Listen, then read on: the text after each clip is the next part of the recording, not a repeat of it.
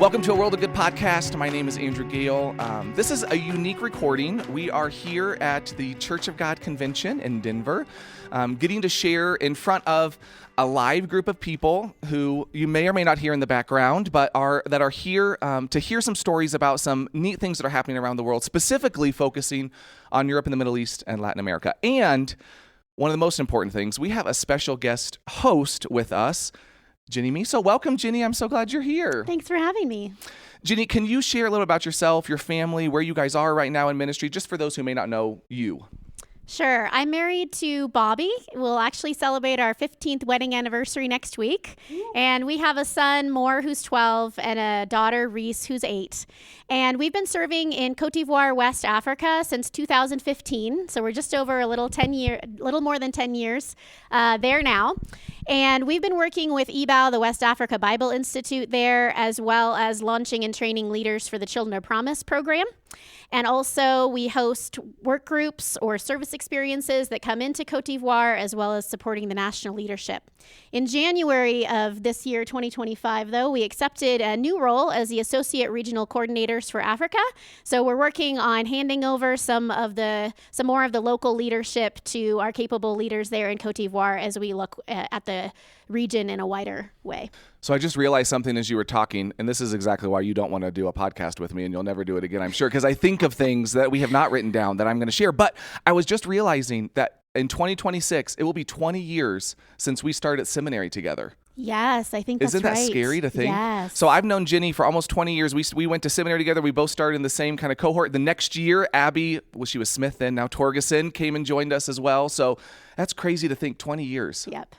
Well, this is not your first time on the podcast either. We had you and your husband, Bobby, back as guests in 2020, and then a fantastic episode. If you want to listen to it. I mean, yours was good too, but your son, Moore, he was a guest in 2022.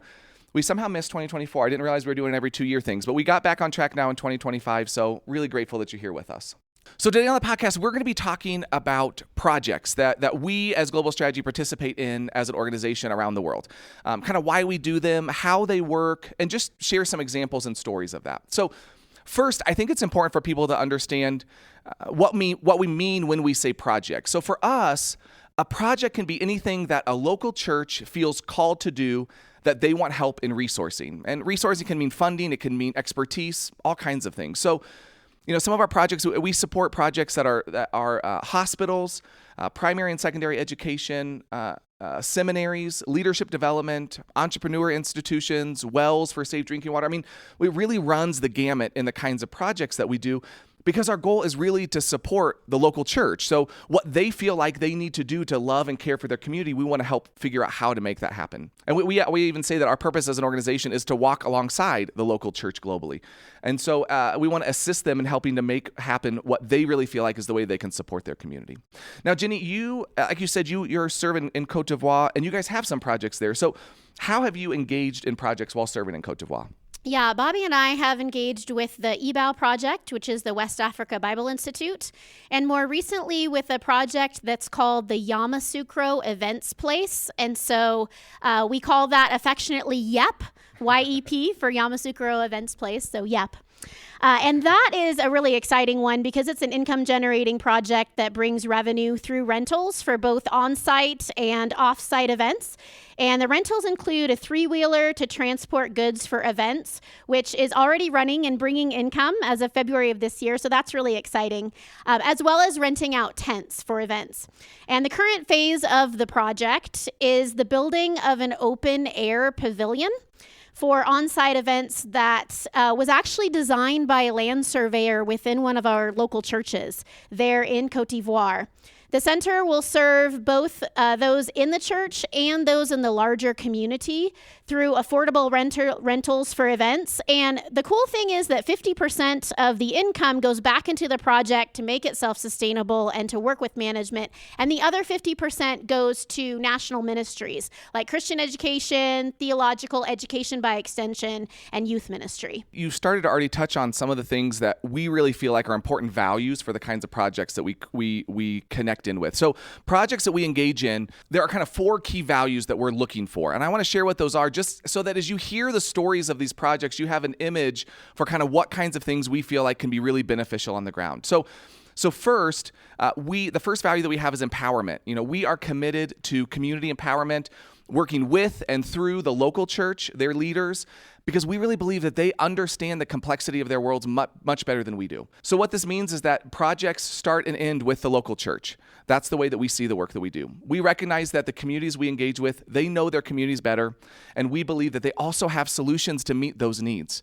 So part of what we want to do is help bring alongside the expertise we have to support the work that they feel called to do. So we get to come alongside in dialogue and partnership to help communities achieve their goals. Jenny, what's our second value? The second value is creativity. Finding holistic solutions to global issues requires creativity, which is why we're committed to exploring different innovative approaches to welcoming the kingdom of God. And what this means is not everything works the first time. So we wish we could say that we have success every time, but actually, we're always learning. We're always learning. And so sometimes our plans work, and sometimes we start again with a better grasp from the experience, and that allows us to be creative. The third value for us is sustainability. The long-term solutions must begin and end with some kind of intentional sustainability as a primary goal. And so what that means is we recognize that we're not always going to be there to support a community. And so if a community is fully supported by outside funding, then when and if governments change or other things change that make it impossible for us to support that community, then that work stops as well. We don't feel like that's a good use of kingdom dollars to engage in that way. So what we want to do is help every project think through the way that it becomes sustainable. Now, as you know, every country is different. So what sustainability looks like is going to be different in every context. When you're in a military coup in Myanmar, it's a lot harder to talk about sustainability than in some other places. And so it's always different, but that's an intentional goal for us. It's a value, is to figure out what it looks like to do sustainability in each unique situation where we are. And the last value is accountability. We believe cultivating healthy partnerships cross-culturally means educating all those involved, both the giver and the recipient, on how to approach equitable accountability that will support interdependent partnership.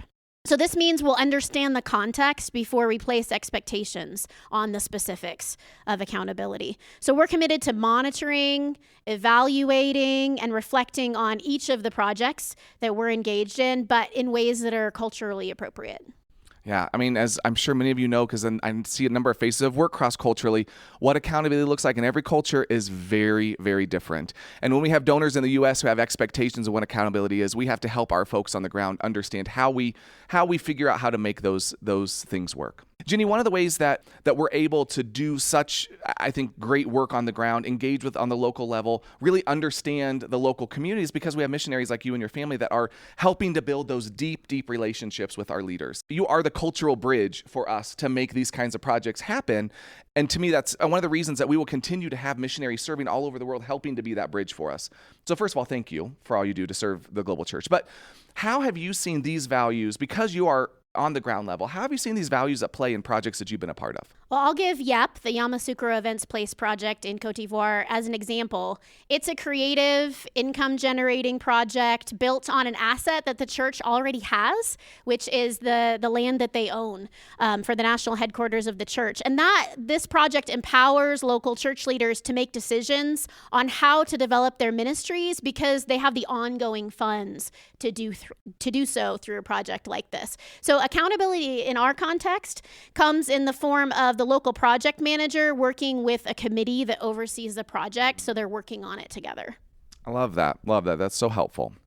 So these values really guide the work that we do. Every time we get a project, when we reach out to a national leader and say, hey, how can we support your community? And they come back with a project, we walk through these values and say, hey, here's the kind of work that we want to do, that we feel like God's called us to. How can we partner with what you feel God's called you to? Where can we find a way to meet in the middle? And so these really do drive the work that we do. But I really feel like the best way to understand any of this is just to hear what it looks like in practice. So we've invited some guests to come and share from 2 different regions, Europe and the Middle East and Latin America, just to talk a little bit about a few of the projects that are happening in their region. There are lots more projects you can find. Again, if you go to chogglobal.org, our website, on the menu bar, you can scroll down and there's projects, and you can see all the different projects in the different regions. But we want to hear about more in depth about a couple projects that kind of mirror some of this. So first, let's welcome Nate Tatman. Nate used to be the co-host of A World of Good, and then the work that he's doing now in Europe and the Middle East is taking up a lot of time, and so he has given up on co-hosting with me. Sorry. Yeah, so now I have to recruit people like Jenny that have to come and sit through this excruciating experience. We're grateful that you're able to be here and share a little bit about what's happening in Europe and the Middle East. Can you first tell us where you're located and kind of what your role is? Yeah, so I serve as a regional coordinator for Europe and the Middle East, along with my wife, Stacy. We are based out of Madrid, Spain, and we've been living there and serving now for 4 years. That's awesome. So one of the projects the Global Strategy gets to connect in with in Europe and the Middle East that supports a number of countries is the Three Worlds Leadership Network.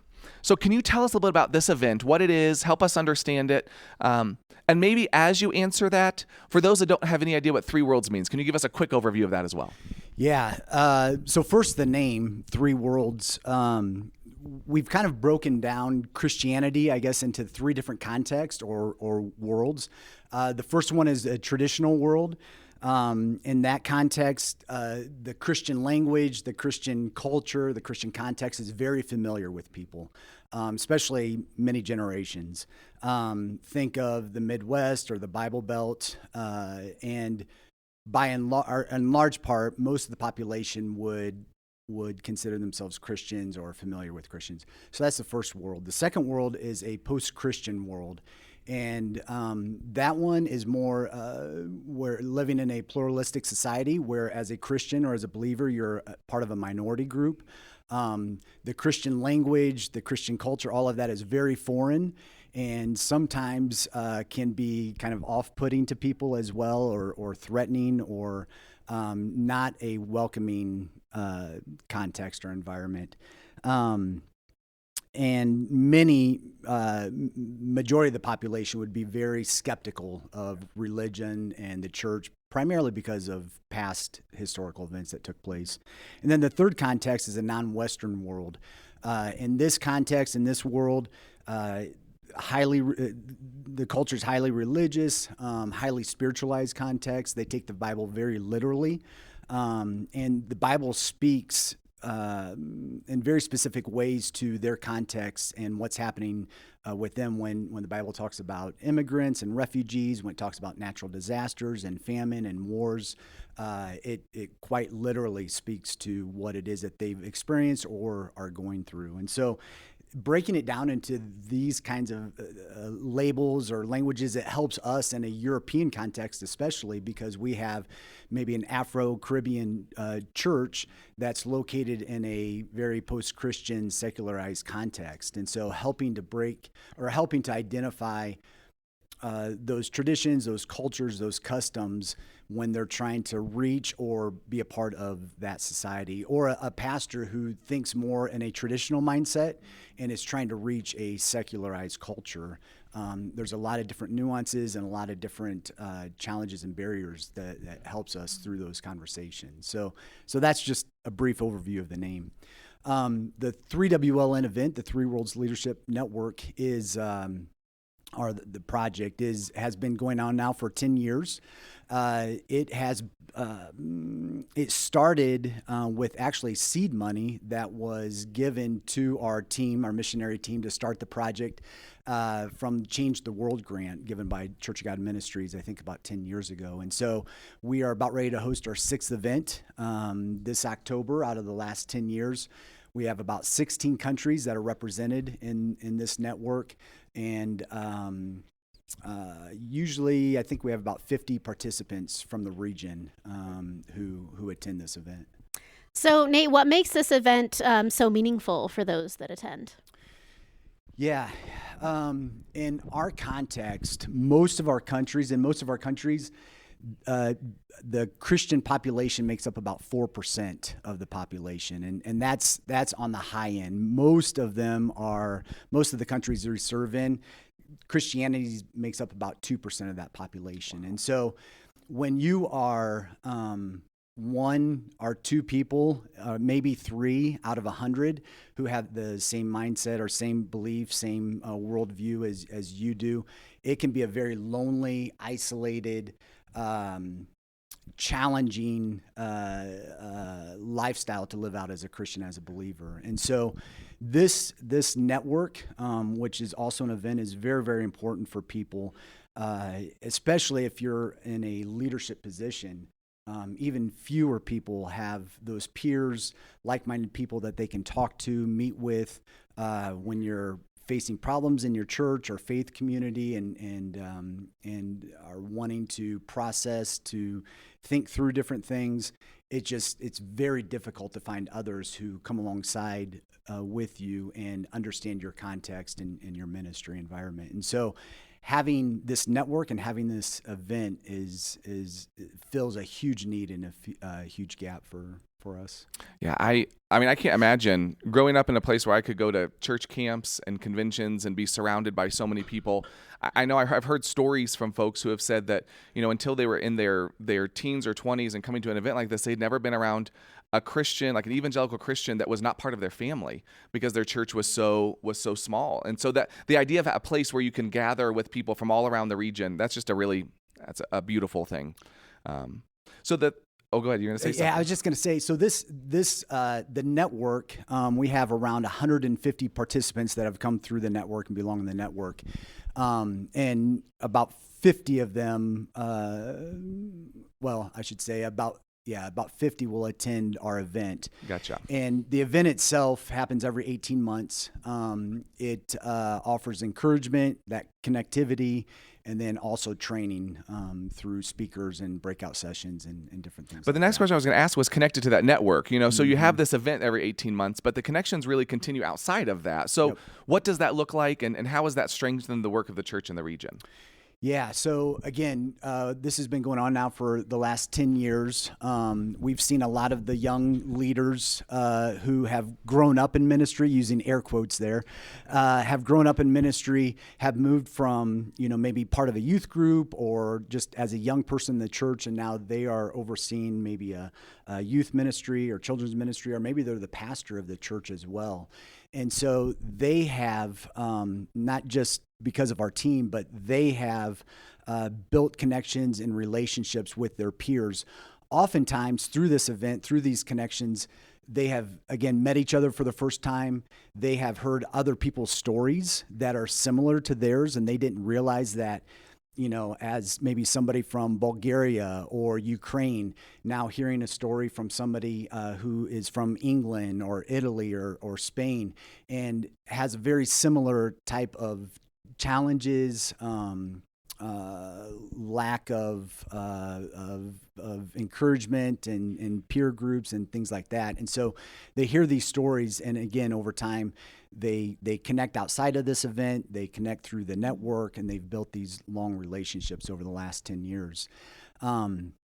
So, for example, when we, I guess it's been going on now for 2 or 3 years, when the full-scale invasion by Russia into Ukraine took place, there were already many Ukrainians who have been part of the network that have built those relationships over time. And so when this happened, very quickly, our network was able to jump in and come alongside these families, some of the young couples, and through those relationships, through the network taking place, we were able to support and walk alongside those families and the church in Ukraine as well. And even as many of them had to leave Ukraine, we've been able to maintain those relationships, but because of those relationships, we're still even today able to support some of the work and the needs that are happening in Ukraine and need to continue to happen as well. So thanks to that network, it's been one of the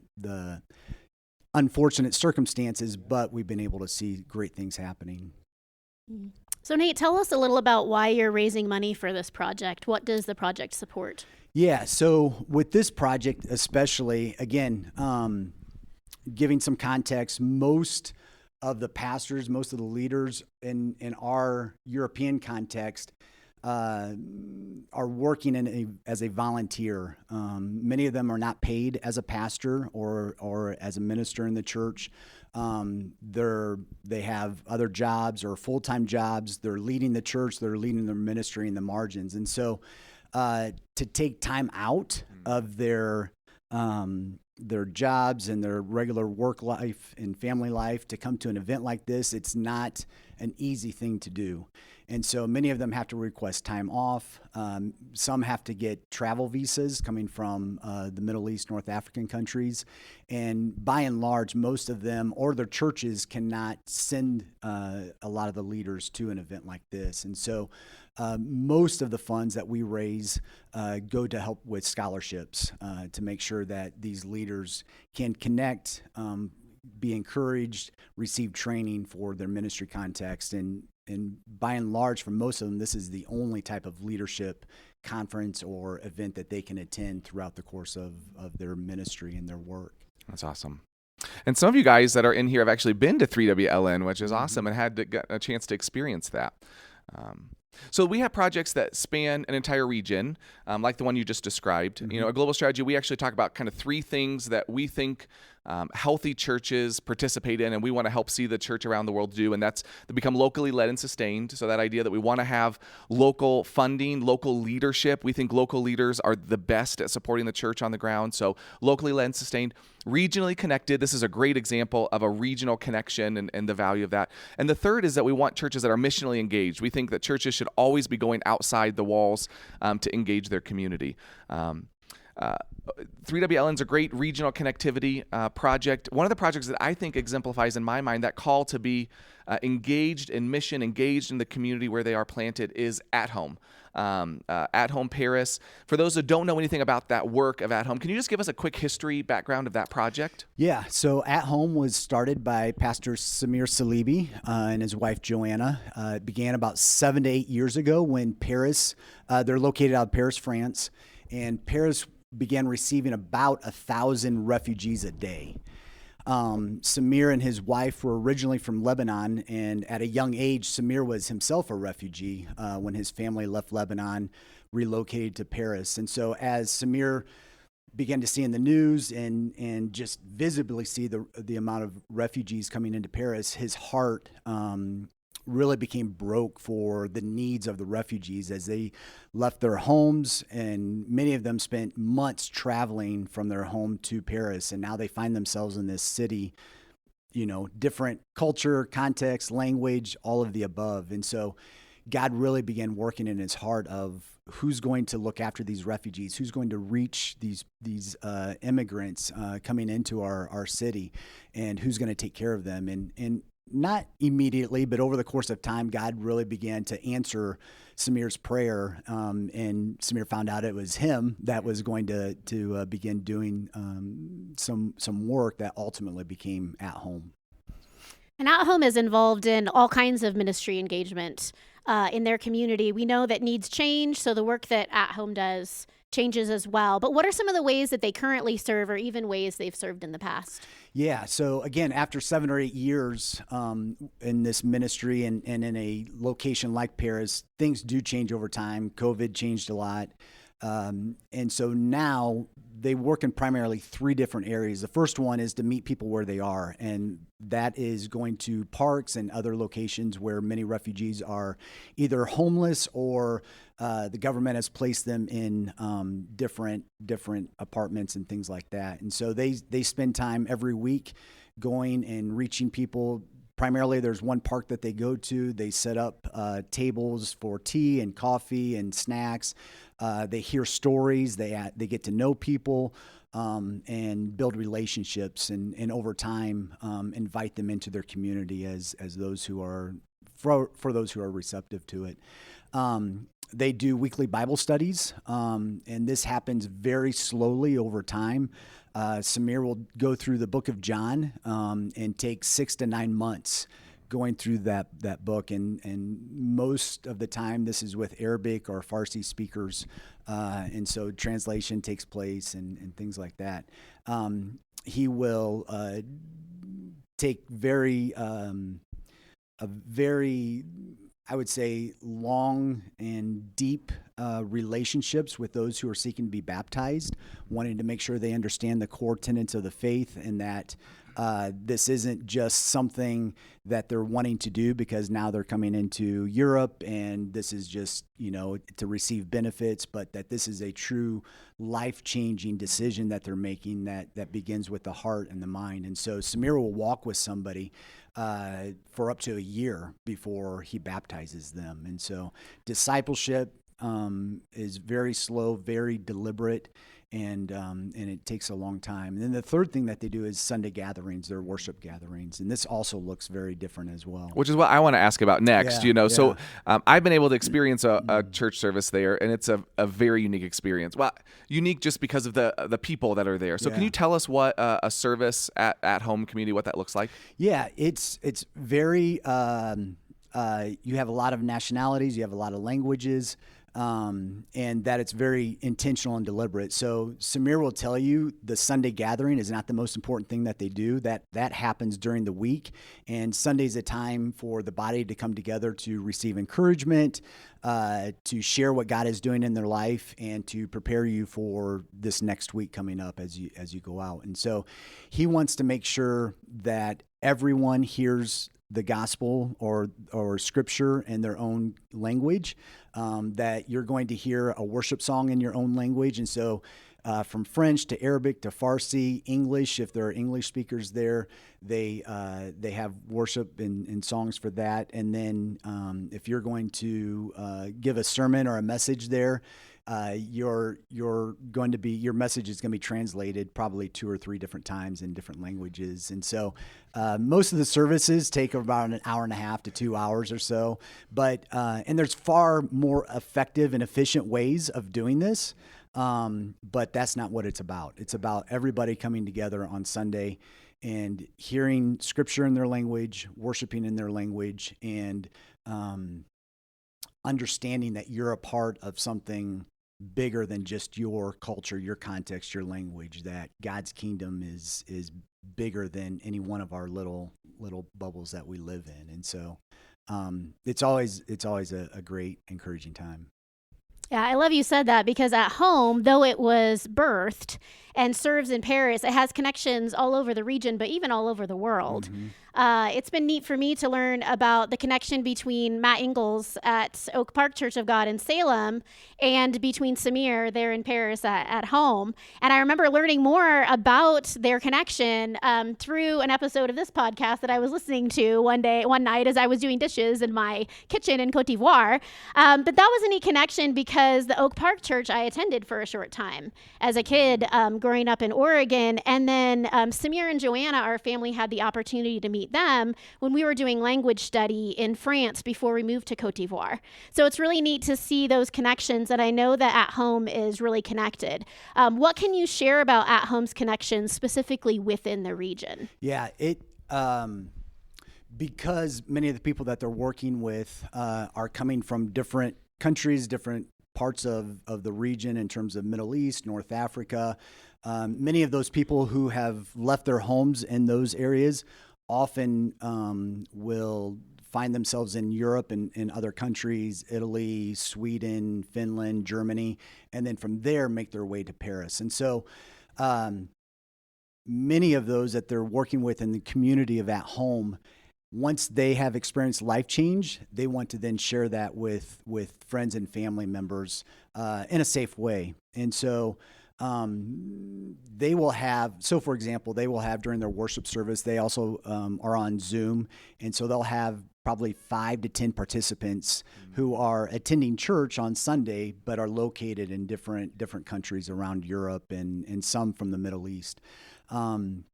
It's also opened up doors for Samir to do some online Bible studies in other countries that I can't share, but are very closed countries to Christianity, and many leaders have benefited from their relationship with Samir and what he has been able to do in terms of forming Bible studies and discipleship programs and those resources through online Zoom calls and everything. And so it's been great to see how the gospel has been able to permeate and to penetrate into some of those very closed countries through the at-home community. Samir's also working on another project called The Hub, and through The Hub, they want to offer support services to other missionaries or those who have a local ministry who may not, they have the passion and they want to go and reach people, maybe a specific target group of people, but they don't have the network or the support system around them. And so Samir knows that through At Home, had he not had the support system that he had around him, it would have never come into existence. And so through the Hub, he wants to be able to provide a network and a support system for others as well, either in France or throughout Europe. All this while he has another job. I mean, doing this. He has a full-time job. Yes. It's just incredible to think about that. Yep. For those that want to learn more about At Home, there is a new book out, co-authored by Matt Ingalls and Samir Salibi. I would highly recommend it, especially if you've ever said something like, I feel like as a U.S. church, we could learn a lot from the global church, and hearing how they engage, how they think about ministry, how they talk about the work that they do, how they disciple. This is a fantastic primer on that, walking through, part of what Samir was thinking as they were developing what they're doing. Really, really fantastic. We've also done podcasts with Samir that you can listen to. Samir was on in the past, season 3, episode 2. Matt Ingalls, who co-authored this, season 10, episode 7. And then we featured a story of a refugee family in Paris that you did, Nate, season 4, episode 9. So those are also places where you can hear more of these stories about the ways that At Home is working. Nate, thanks so much for being with us today. Really appreciate it. Thank you. Next, we're going to be joined by Abby Torgeson. Abby, so grateful you can join a World of Good podcast. Last time you were on, I believe you were translating for Esteban Zapata. Today, we would like you to only speak in English. You don't have to speak in Spanish, if at least that would be helpful for most of us. But Abby, before we get started, where are you located and kind of what's your role? Yeah, so my husband Jason and I serve as the regional connectors for the Church of God in Latin America, and we live in San Jose, Costa Rica. Wonderful. We're going to talk about 2 projects in Latin America, Cuba and a project in northern Brazil. We're going to start with Cuba. What can you tell us about the history of the Church of God in Cuba, and what has kind of brought them back into the spotlight? I mean, I feel like in some ways I haven't heard a lot about Cuba, and then in the last couple of years I've heard a lot more. So what's been that reemergence? Yeah, so the Church of God in Cuba has been around since about the 1930s. So it's a very old church, a very established church, and has typically had a lot of connection with other churches in the Caribbean. The Dominican Republic is really connected, but for some reason, and to be honest, we're still kind of trying to understand what happened. But for about the last 20 years or so, there just was a big disconnect. There wasn't a lot of visitors. I know there was a bit of a split within the church in Cuba, but it wasn't, a particular scandal or thing that happened, but they just kind of fell off the radar. And so about a little over a year ago, they got a new national leader, Pastor Laura, and she really took it upon herself to start connecting, to start reaching out. And so about a little over a year ago, she reached out to one of our international leadership team representatives, Monica Fischer, who lives in Argentina, and invited her and another pastor's wife from the Dominican to come do a ladies' conference. And I reached out to Pastor Laura just for kind of a basic question, and she invited me. And so the 3 of us had a chance to go. I don't even know if I can get a visa that quick, because it's a process. And she was able to get a visa for me. And so I was able to go a year ago. And that was the first visit, she said, that they'd had from either Latin America or the U.S. in I think 20 years. And so it was such a blessing and such an encouragement to be there. And from that point, then they invited the president of the Latin American leadership team. They invited Andrew. Then my husband, Jason, was able to go a couple months ago. And so there's been just a lot more connection since then. But I would really attribute a lot of that to Pastor Laura, who's been very intentional about reaching out and building those connections. Abby, when you visited the church in Cuba, what was that experience like? Tell us more about the service there and what the experience was like visiting. Yeah, I always say that Cuba is another world. Actually, when I finished my trip there, I called Jason from the plane on the way back, and I said, okay, I feel like I've just gone on my first missions trip, which it is not. So when the kids go to bed, I need to sit down and process and show you photos and all these things that we don't normally do when we get back from a trip. But Cuba itself, just talking about the country, is another reality. And just for a lot of complex reasons that it's not time to get into right now, but the economic crisis there is staggering. Fuel shortages. You drive through the capital city at 4:00 in the afternoon. There's no traffic. There's no cars on the road because there's no fuel. Shortages of supplies and materials. Just getting by every day. Literally finding your bread to eat, even if you have the money to buy it, is a struggle. A place where doctors can make $25 a month practicing medicine. It is another world in terms of that experience. But as a total contrast, the church is amazing. The church is strong. We have about 70 congregations in Cuba.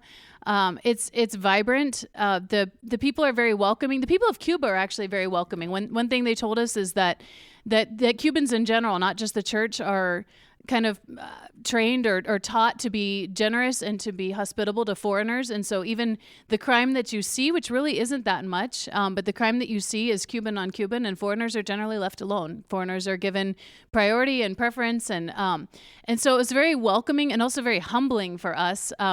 Monica had gotten to Cuba a day before me. And so she sent me messages. I was asking more about the visa process and things that I anticipated to be a problem. And she said, please bring a pillow. The pastor doesn't have enough. I said, that's fine. Please bring toilet paper. Please bring paper towels and napkins. So I was in the airplane bathroom, pulling out pulling out the little wrinkled paper towels that no one wants, but we use every single one of them. But that was humbling at the same time to have the pastors and the church members share with us what there was, and to share the coffee and to share things that we had brought as gifts being given back to us as hospitality. The church is amazing. The music was very high quality, all things considered, especially with older instruments and equipment. But it's the only place where I've been, at least in Latin America, where the singing of the actual voices overpowered the speakers, which normally is definitely the other way around. But just a church that's vibrant and alive and full of faith. I wasn't there for this, but it made the news a few months ago when the whole island was out of power for 3 to 4 days. And that's not just power; that becomes your water pumps, that becomes your cell service, that becomes your landline service. And when it finally was over, I reached out to Pastor Laura. I said, "How did it go for you guys?" She goes, "Well, we didn't have a way to communicate whether we were having service or not, so we expected people were going to be there, and we had church. And it's hot, so imagine a closed-off room that normally does have AC, no AC running, can't open the windows because it's a building built for AC. And they sat in the dark and had service. And they said, we realized our freezers and everything were running out of, the food was going to go bad, so we took out what we had, we used the gas we had, and we served the community the food that was in our freezers. So that's the heart and the spirit of Cuba, which just about wrecked me. I think some people may be surprised. I know I was when I landed to find out that we have 70 congregations that span across the country in different locations, which is a country that we usually think about as having a really difficult relationship with religious groups. So how is the Cuban Church of God doing in that context, in that context where we think about it as a really complicated religious environment? How are they thriving and surviving? Yeah, so the Church of God, because it's been around since the 1930s, that's pre-revolution, 1959. And so the way it works is any religious group that existed prior to the revolution is grandfathered in. And so I think the Church of God enjoys some more rights and privileges than maybe some other religious groups would like because of that. And so some of the main church buildings, I think there were 12 that were built before 1959. They're able to function completely openly. This is, Pastor Laura, this is our church, where, you can be open on those things. And they've worked really hard to be respectful of the rules and regulations. So when I went in, they said, if you even stand up and say one word in the church, you've got to have a religious visa. Don't try to sneak in on a tourist visa and then, try to speak in the church. That can be bad for you and for the church. And there was no reason to. They were able to process the visa. We got the visa and were able to do what we needed to freely. We do have some house churches that have gone through the permitting process. They have something called a casa culto, where a pastor can build their private home and then also use it for church service. If you look at it, it's a house with a giant living room that has a row of chairs, right? Or has rows of chairs. And so they've worked really hard to be respectful of the regulations, and so they've been able to function really well. Global Strategy has a project called the House of Leading and Learning to assist the Church of God in Cuba. Can you tell us what that project entails? Yeah, so this is the newest project in our region of Latin America. When I went last year, they said, we want to have a sit-down meeting about projects, and Abby, we want you to come. And I going, oh boy, always get a little nervous with what that's going to be. And just with what I had learned from the context, I kind of assumed it would have a more humanitarian bent, or more, we need to have a feeding program or this or that. But the reality is the church is already doing a lot of those things, and they have resources. And they said, actually, we have a seminary that we require all of our pastors before they become, ordained or serve in ministry, to go through the seminary program. And it's actually done online, which if you've been to Cuba, the internet is not what it is here. And so they'll still maintain the online component, but they said, we want a place where our students can come together. We want a national office for the church. We want a place where we can have, events for the national church and don't have to rent another space. And so they said right now property in Havana is a pretty accessible price. And so they want to actually purchase purchase a house property in Havana to serve kind of these multiple functions. So house of leading and learning, so to train leaders, and also for learning more ministry development. And so what's really cool about this project, and that where I think it ties into some of the values that we've talked about, obviously resources in Cuba itself are very low. One of the first questions that we asked was, okay, if we can help you get a house, can you guys maintain it? Can you pay the utilities? Can you keep it up? Can you do all those things? And they said, yes, we do have the resources for that. It's just that initial, one-time investment is just something we're not able to save for. But the Church of God in Latin America also has really rallied around Cuba and this excitement and everything that's going on there. And so the international leadership team, which is called the SEED, that's a long acronym in Spanish, the SEED has actually committed to finding 50% of the funds for purchasing this house, and has asked Global Strategy then to come up with the other 50%. I think honestly right now, and we've just started raising funds, but I think the Latin Church might be beating us at the moment. Wow, that's awesome. With what they've been able to raise. And so that's a project then where we're working with Latin America to be able to get this property that we hope will be beneficial for the church in Cuba. I love that partnership. I think that is so much what the church is supposed to be about. Mm-hmm. And when we can do things together, it means that we get to celebrate together what God's doing in those places. Absolutely. I had a great experience being there as well. And we have a podcast with Pastor Lauda that will come out in the fall. So for those that want to hear more from her, excited about that. Another incredible project that was recently completed is the church plant initiative that was done in northern Brazil. And I think it's a great example of a church truly having a passion. Like, they knew what they were called to do. They were passionate about church planting. But coming to our organization and saying, hey, can you help support us in making this happen? And us being able to just say, yeah, let's figure out how to do that. Can you tell us about the church in northern Brazil, kind of paint a picture of what that looks like? Yeah, so the Church of God in Brazil is also one of our fastest growing, most alive churches in Latin America, and the northern region particularly. So it actually, maybe 30, 40 years ago, was actually the mission field for the church in southern Brazil. The church in southern Brazil has been around for now over 100 years. And so a few decades back, they started sending what for them were missionaries. Brazil is huge. If you ever lay it on a map, I mean, like spanning the distance from Los Angeles to the East Coast. But the north is definitely kind of the wild, wild west. It's the Amazon region, and still to a degree of that. And so the north, even probably still for some southern Brazilians, is kind of the mission field. But it's the part that's really just grown up and exploded for church planting and just for growth and vitality. And it's an exciting place to be. Yeah. Can you tell us about the church planning project? What was the goal, and what are some of the challenges they faced? Yeah, so I wanted to highlight this project partly because as we talk about projects, there's different kinds of projects. There's, as Nate was talking about the Three Worlds Leadership Network, or we have some in Latin America that by nature are going to be ongoing, right? You're going to have these conventions and these conferences every couple years, and there's different people that come in and out. But we also want to talk about projects that have a kind of a start and an end date, and maybe not the work itself does not end, but our partnership has that natural off ramp, and we get to celebrate, ways that we were able to walk alongside.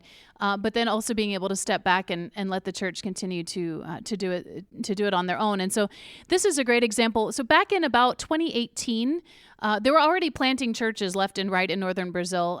Just as another example that I didn't share earlier, in the city of Itaituba, they have an event called Desperta every year, which is kind of a gathering, evangelistic gathering that's supposed to be kind of an alternative to Carnival, which is a very famous holiday, but also a very very secular holiday in the way it's lived out. And so this was kind of a Christian alternative to Carnival. It's kind of a normal year for them to say, oh yeah, we had 300 youth saved this year. I think this year was like 290, and I was like, oh, they're down this year. I mean, right? And so it may not be 290. Jonathan Todd, our missionary there, would know the exact number, but I remember that. And so they've already been planting churches, but back in 2018, they had this initiative. They said, in the northern region of Brazil, which Brazil is distinctly divided into regions, we have 5 states where we don't yet have a Church of God presence. We want to, in 5 years, plant 1 church in each of those states. So 5 churches in 5 years in these states in northern Brazil, in time for the 100-year anniversary celebration of the Church of God in Brazil in 2023.